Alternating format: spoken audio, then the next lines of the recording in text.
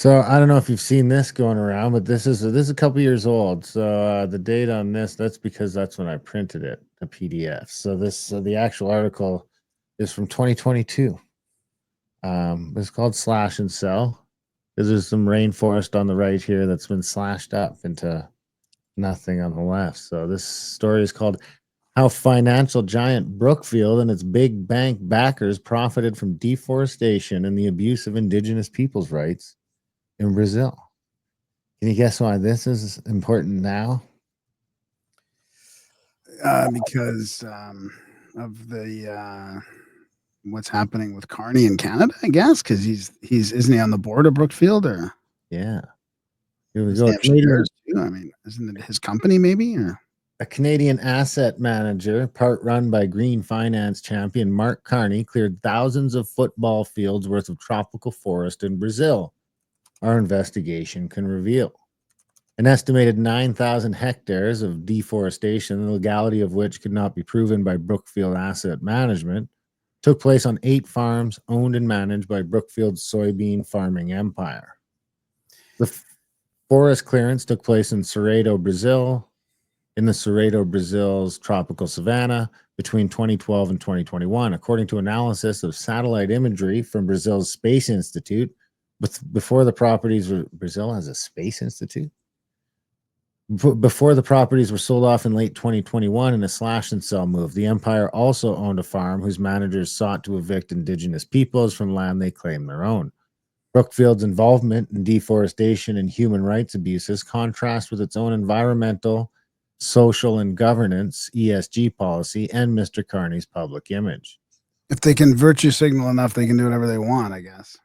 We operate with the highest ethical standards, conducting our business with integrity, Brookfield wrote in its latest report. But Brookfield's owner, operator, investor model means it could have profited 3 times from from forest destruction in Brazil, from the sale of commodities, from the sale of financial instruments derived from these commodities, and from fluctuations in the price of its resale assets, such as farms. Brookfield and its biggest banking backers, HSBC, Deutsche Bank, and Bank of America, signed up to the Glasgow Alliance for Net Zero, the G fans. That's going to be important later. The alliance commits its signatories to take an immediate action to reach net zero greenhouse gas emissions by 2050. Yet deforestation on Brookfield's farms released an estimated 600,000 tons of CO2 in the 9 years to June 2021, destroying parts of a crucial carbon sink and biodiversity hotspot. There's Carney. What does it mean there? It destroyed carbon? What did it say? It's because they're destroying the rainforest. Okay. Yeah, he served as the chair and head of transition investing at Brookfield Asset Management. He joined the company's board in 2020 and became chair in 2022. Good timing, eh? Early one stepped down in mid-January 2025 when he launched his bid for liberal leadership. As head of transition investing, Carney focused on climate-related initiatives. And he was well compensated by Brookfield, holding some 41,000 deferred share units as of April 2024. Early one October morning, trustees of a San Diego pension fund gathered at their headquarters on the outskirts of town to hear a pitch for investment with an unusually high rate of return, 20 to 25%. It was 2010, and the director of Brookfield Agricultural Group in Brookfield, Brazil, were cycling through a PowerPoint presentation outlining how Brazilian cash crops could help grow the pension savings of San Diego's county teachers and civil servants. It took them just over an hour to convince the San Diego County Employees Retirement Association to invest $75 million in the Brookfield Brazil Agriland Fund, more than a fifth of the fund's final value. Brookfield would acquire nearly 100,000 hectares of farmland through this fund over the next 3 years, including at least 5 of the 8 farms where we have identified forests subsequently being destroyed to make way for crops, the legality of which state authorities in Brookfield could not verify. So, basically they're cutting down the rainforest to make farm fields. Brookfield first entered Brazil in 1899. It's crazy they've been in there that long, right? 126 years. Yeah. As the owner of a small private utility company and built Sao Paulo's first electric trams and first streetlights, it now holds immense energy, infrastructure, and agriculture holdings in Brazil, from natural gas pipelines to hydroelectric and nuclear power plants, shopping malls, railways, and a vast network of farms.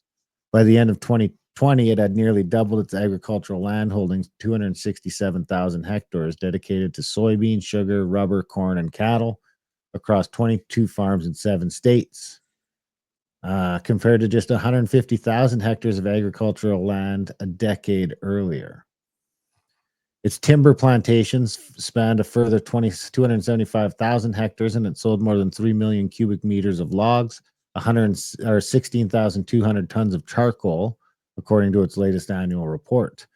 Brookfield's Brazilian assets are worth $22 billion in 2021, including $8 billion in forestry and agriculture assets out of $391 billion in global consolidated assets. So you can see here where the farms are smaller and they made them bigger. In total, around 9,000 hectares of deforestation took place on these properties between 2012 and 2021, according to our analysis of data from Brazil's National Institute for Space Research and its land management system. The size of this clear-felled land is equivalent to 11,000 football pitches. So what's a football pitch? A soccer Yeah, field? I'll find out. How many acres do you think that is?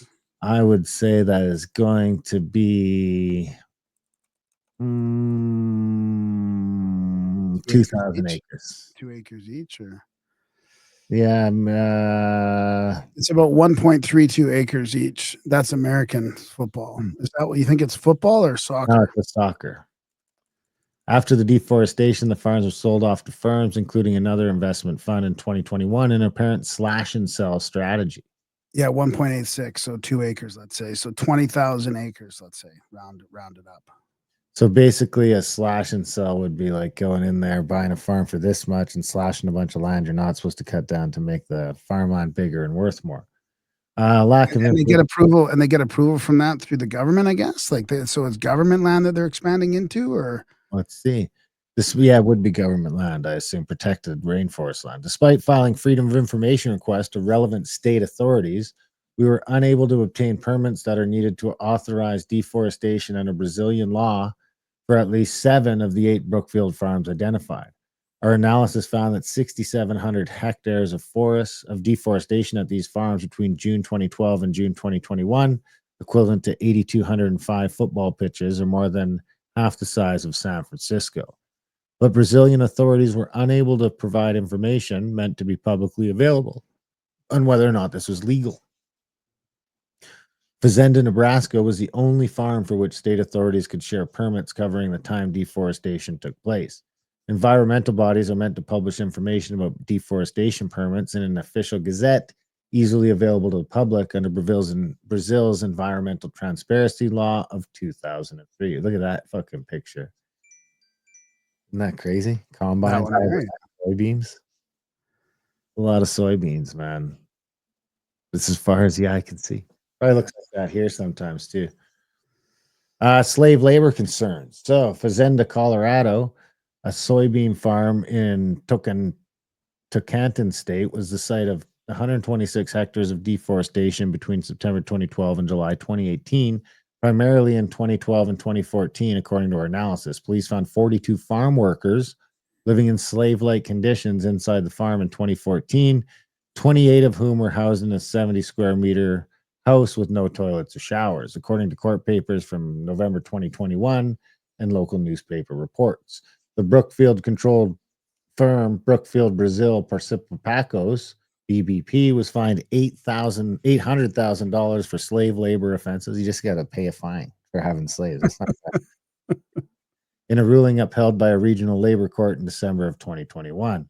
A labor court in Tocantins ruled in 2014 that both Brookfield and Brookfield Brazil Participações and Indaiai Agronegócio, Fazenda, Colorado's direct owner, were jointly liable for allegations of workers being held in slave-like conditions at the farm in 2014. The firms were condemned to pay $800,000. Oh, that's $800,000, whatever that R stands for. It's only $163,000, yeah, of real money. That's not But they bad. had a dollar sign in the other one, though. Oh, I guess it's our dollar. Yeah. That's not bad for 42 slaves. That's like what, 2 grand, 3 grand each? 350? 400, 400. Yeah. Ruling they both appealed. Despite their argument to the contrary, was controlled by BBP, according to the court. Renato Cassim Cavallani, who at the time was CEO of both Brookfield Agriculture Group and vice president of Brookfield Asset Management, was director and controlling shareholder of both Andaya and BBP, the court said. That seems crazy. We are both listed as companies under common control in Brookfield Brazil Asset Management Investimentos in a document filed to the CVM, Brazil's Security and Exchange Commission, in 2015. Brookfield appears to be in breach of the membership guidelines of the Roundtable on Responsible Soy, a Swiss voluntary certification scheme. BBP highlights its farm membership with in its annual report for 2020 and 2021. The RTRS prohibits the clearing of any natural land for soy in Brazil after 2016, including any land with natural vegetation such as Cerrado land. It endorsed the Cerrado Manifesto in 2017, a zero deforestation pledge.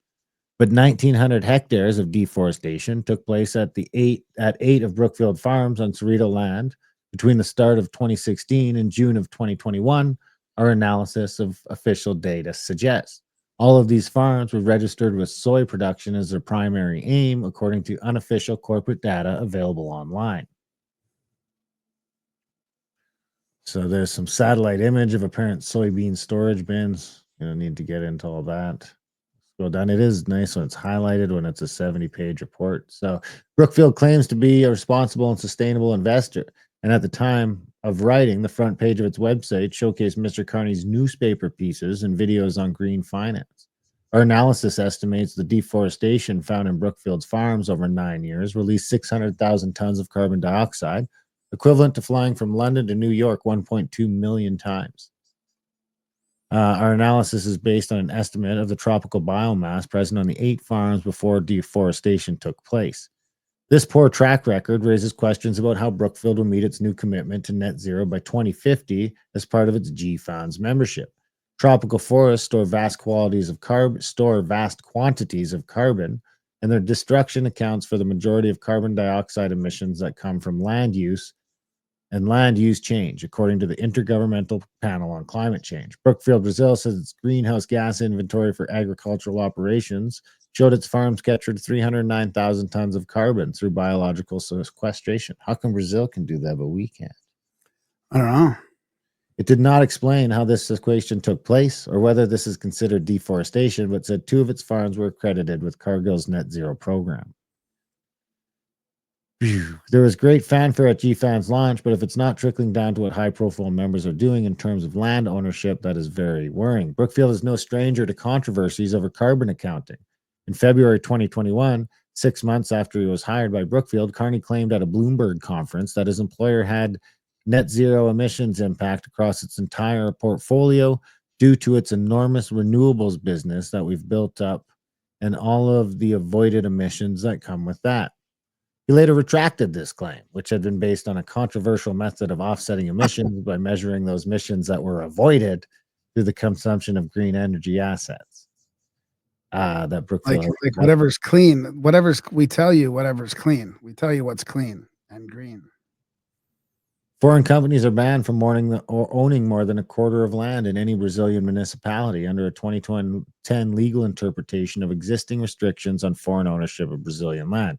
This includes firms registered in Brazil, but ultimately controlled from abroad, like Brookfield. Brookfield's elaborate financial strategies are interesting because these have traditionally been used to circumvent Brazilian laws on foreign land ownership, said Junior Alexio, a sociologist at the Federal Rural University of Rio de Janeiro, who wrote his thesis on Brookfield's land ownership model in 2019. These strategies facilitate control of the land while making its ownership deliberately difficult to pin down. There's a little map of this is all the land they own, how many hectares they own in each little spot there all over Brazil. We don't need to do that. Let's go down a little further. Look. Oh, so that's San Francisco is San Francisco in Brazil, I think, right? Is there a San Francisco in Brazil? I think so. If you Oh, go back boy. to that map,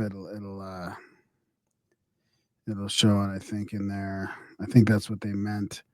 So yeah, on the top 3 down on the left, San Francisco is pointing to that little thing there, that city there probably. So when they said half of San Francisco, they meant That one? half of that 12,900 hectares probably, and that's the pension fund. Because I thought they were getting it from California, Yeah. investment from California, but maybe it's, that's San Francisco. So where are we here? Mark Carney, a poster boy for green finance. Mark Carney's best-selling book, Values, and speeches as UN Special Envoy on Climate Action and Finance, preach a simple idea. Climate change can be stopped if large banks, pension funds, and asset managers voluntarily change their investment habits to reduce carbon emissions. Finance is no longer a mirror that reflects a world that's not doing nearly enough. It's become a window through which ambitious climate action can deliver the sustainable future that people all over the world are demanding. Are you demanding that, Graham? No, we're not demanding a Car- sustainable future. Carney said in a keynote speech at COP26 in November 2021, it'll help end the tragedy on the horizon. Mr. Carney's financial experience, network of political contacts, and UN special envoy status give credibility to the idea that financiers can be trusted to act on climate change. After more than a decade as head of the Bank of Canada and then Bank of England, Mr. Carney was appointed financial advisor to the UK government for COP26. He also launched an international task force on carbon credit markers to help companies use controversial carbon offsets to reach net zero emission goals. Carbon offsets. I can't believe they're getting away with all this after Al Gore's disastrous, implementation or suggestion of the carbon credits and all that bullshit and all the failed predictions. And then now they're allowed to weasel all this stuff in there and call whatever they want clean and whatever that they don't want dirty. Mr. Carney's decision to accept a position at Brookfield while acting as UN Special Envoy on Climate Action and Finance, as well as Special Advisor to the UK government, raises important questions about his role in promoting weak voluntary schemes that do not effectively present the financing of deforestation or other environmentally damaging businesses and activities. And I'm not even saying that I agree with everything this article says. It's just more evidence of Carney lying and just like, this the crazy globalist shit going on in the background. Yeah, there seems to be a hypocrisy there and a a conflict of interest.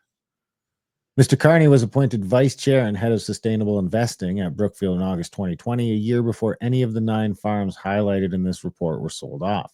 His base salary at Brookfield is thought to be well above £879,000.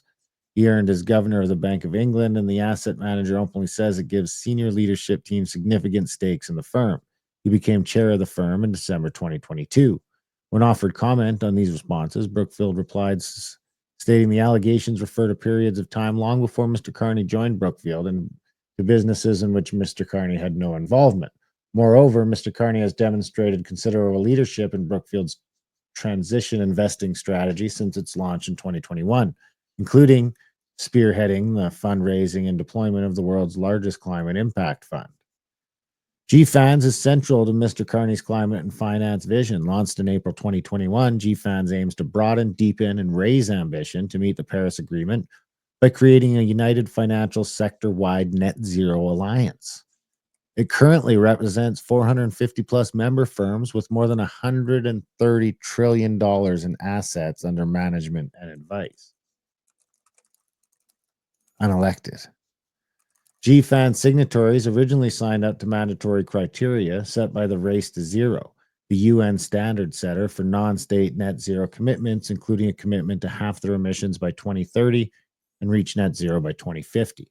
Deforestation became a key aspect of the Race to Zero criteria in June 2022, with new and existing members, including Brookfield, required to pledge to achieve and maintain operations and supply chains free of deforestation by 2025 at the latest. In September 22, GFAN's co-chairs, including Mark Carney, issued a press release warning that broader net zero targets were unattainable without immediate action to end the financing of deforestation, with the need to end all land conversion by 2030 at the absolute latest to limit global temperature rises to 1.5 degrees Celsius. The Science-Based Target Initiative, SBTI, which assesses and certifies private sector emission targets, also requires companies have a target date of eliminating deforestation by 2025 or earlier, or a target to be scientifically validated. In line with this, GFAN's guidance on transition plans recommends financial institutions should have deforestation policies and embed their net zero targets into all investment decision making tools and processes. While this guidance recognizes that ending deforestation financing is an urgent priority, GFANS itself does not have the power to compel its members to meet their voluntary targets, and the alliance appears to be reducing, not building credible monitoring and accountability controls.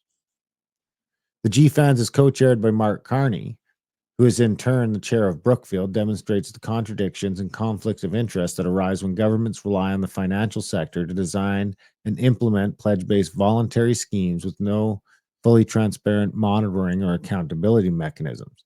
Brookfield denied the allegations, stating it unequivocally refutes allegations of a conflict of interest between Mr. Carney's outside interests and his connection to these historical allegations. In response to these allegations, GFAN said in August 2022, it expected all of its members, including Brookfield, to meet the requirements of their sector-specific alliances and race to zero. So here's from forest to financial hubs, banks rake in the interest. So there's China, US, UK. Let's go down a little further. I thought I had some more highlighted down here. Here we go. Farm sale. Court documents show the farm was prohibited from being sold and was held as collateral by the Apicus Court in August 21 due to some unresolved issues described as tax enforcement proceedings, and civil and labor proceedings. Despite this, Brookfield sold the farm's holding company, Agropro Vale du Zirma, to an investor in January 2022, according to an update to the firm's articles of incorporation. Someone bought the business for 2.16 million pounds. Rio de Contos Precipitados. The buyer filed the documents to the Supreme Court in May 2022, explaining he was aware the farm was within land demarcated for the Kiabi indigenous groups and wished to register an interest in the ongoing dispute over the demarcated territory between the state of Mato Grosso and the federal government. Brookfield said it unequivocally refutes the specific allegations of human rights and abuses towards indigenous tribes, claiming that these were baseless allegations. When pressed for evidence to substantiate why it thought these claims were baseless, Brookfield did not reply. Brookfield, Brazil, formerly known as Brascan, has been linked to a whole host of other environmental and social harms. Newspaper reports from 1989 suggest the group has a long history of facing deforestation allegations. That year, a tin mine it jointly owned with British Petroleum was accused of deforesting at least 40% of the Jamari National Forest. A World Bank report calculated the mine had affected 900,000 hectares of the rainforest. Anyway, Brookfield. Let's go down here. So here's the flood. A leak at the hydroelectric dam owned by the asset manager's Brazil branch may have been behind the floods that devastated the eastern city of Rio Soares in January 2020, according to an investigation by the Organized Crime and Corruption Reporting Project. The floods impacted 800 homes and left 3,000 people homeless, according to February 2020 filings. So Brookfield denied responsibility for the disaster, saying the plant was too small to have an impact on the floods. Conclusion. Carney joined Brookfield in August 2020, at least a year before any of the farms discussed in this report were sold, and nearly 2 years before its Amazon property was sold. As tropical deforestation rates rise and the financing of destructive agribusiness continues apace, existing financial regularization and voluntary initiatives such as the Race to Zero and GFANs have already shown themselves to be woefully insufficient. This epitomized by GFAN's decision to dump mandatory compliance with the Race to Zero just weeks before the body's planned introduction of an independent compliance mechanism. Brookfield's attempts to distance itself from these farms does not absolve the company of culpability. Anyway, I think that's all I got. It's in some ways it's tough because I mean you and I both think that extracting resources for a better economy is a smart thing to do, especially in Canada. So not I growing guess soy though. what? Not growing soy. No, well, I mean, that's subjective, right? I mean, whatever crop you're doing. I mean, look at the monocrops that are happening in Saskatchewan, for example, right? I mean, there is a lot of that, but I think it's the hypocrisy and the acting green, like because we can, we have these other carbon credits over here, we can do Yeah. this deforestation over there with conflicts of interest, and the people obviously aren't getting anything out of it, right? I mean, I think that the people like what I think the way we're talking about it as far as like developing energy resources would be that the people are supposed to get some of that wealth and prosper, not just these corporations and governments, right? Yeah, especially corporations that are using, paying fines for using slave labor, and it seems like they're just he's the companies down there just railroading the place Yeah. so that they can pretend to be green here. Yeah, exactly. Exactly.